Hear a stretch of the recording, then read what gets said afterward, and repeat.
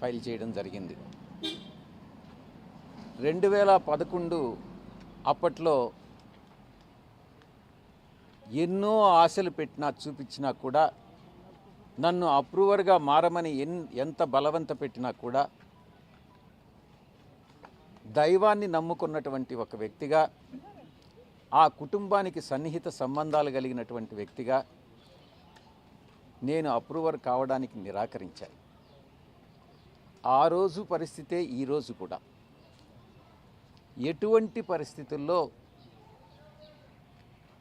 దైవాన్ని నమ్మేటటువంటి వ్యక్తి ఎప్పుడు కూడా అబద్ధాలు చెప్పడు, ఒక వ్యక్తికి మోసం చేయడు, నమ్మక ద్రోహం అన్నటువంటిది ఉండదు, వెన్నుపోటు రాజకీయాలు, వెన్నుపోటు వ్యాపార లావాదేవీలు ఉండవు అని నేను చాలా స్పష్టంగా చెప్తా ఉన్నాను. కూటమి ప్రభుత్వం అధికారంలోకి వచ్చిన తర్వాత కూడా మీపై చాలా కేసులు పెట్టారు సార్. మరి ఈ కేసులన్నీ ఎట్లా ఎదుర్కోబోతున్నారు? రాజకీయాల నుంచి బయటకు వెళ్తే తదుపరి ఈ కేసుల విషయంలో ఏ విధంగా వ్యవహరిస్తారు?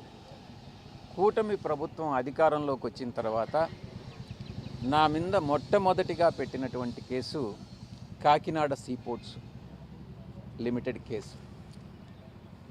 నేను ఒక్కటే చెప్తా ఉన్నా, ఇంతవరకు నా మీద లుకౌట్ నోటీస్ ఇచ్చారు, నన్ను అక్యూజ్డ్ నెంబర్ 2గా చేశారు. నేను గతంలో కూడా ఈడీ ముందు ఇంతవరకు నన్ను సిఐడి పిలవలేదు. ఈడీ వాళ్ళు పిలిచినప్పుడు నేను ఒక్కటే చెప్పాను, ఆ వెంకటేశ్వర స్వామి సాక్షిగా కేవీ రావు అనేటటువంటి వ్యక్తి ఏదైనా ఒక సోషల్ ఫంక్షన్లో కలిస్తే నమస్తే నమస్తే అని చెప్పడమే కానీ ఆయనతో నాకు ఎటువంటి సన్నిహిత సంబంధాలు కానీ వ్యాపార లావాదేవీలు కానీ లేవు, నా మీద చేసినటువంటి ఆరోపణలన్నీ తప్పు అన్నటువంటిది చాలా స్పష్టంగా చెప్పడం జరిగింది.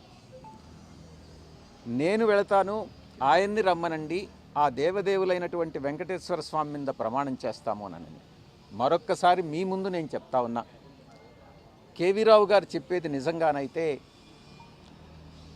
ఆయన పిల్లల మీద ప్రమాణం చేసి చెప్పమని చెప్పండి, నేను చెప్పేది నేను నిజంగా విక్రాంత్ రెడ్డిని ఆయన దగ్గరికి పంపించాను అని అన్నటువంటి విషయం నేను నా పిల్లల మీద ప్రమాణం చేసి నేను చెప్తా.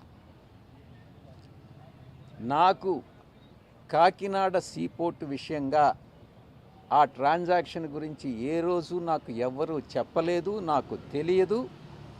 కేసు పెట్టిన తరువాత పూర్తిగా వివరాలన్నీ సేకరించిన తర్వాత అప్పుడే నాకు కాకినాడ సీపోర్ట్ అరబిందో వాళ్ళు అక్వైర్ చేశారు, 42% ఏదో అక్వైర్ చేశారు అన్నటువంటి విషయం తెలిసింది. చెప్పేది పూర్తిగా వినండి. విక్రాంత్ రెడ్డి అనే అతను నాకున్న పరిచయం చాలా కొద్ది. పిల్లవాడు,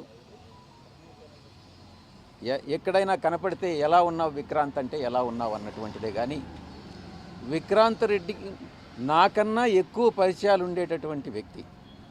నేను అతన్ని కేవీ రావుకి ఇంట్రడ్యూస్ చేయాల్సినటువంటి అవసరం లేదు. మొట్టమొదటిగా ఎవరైనా ఏదైనా ఉద్యోగం కోసమో ఎవరైనా వస్తే ఏదైనా ఇండస్ట్రియలిస్ట్కి ఫోన్ చేసి చెప్పమంటే చెప్తానే కానీ నాకు ఏ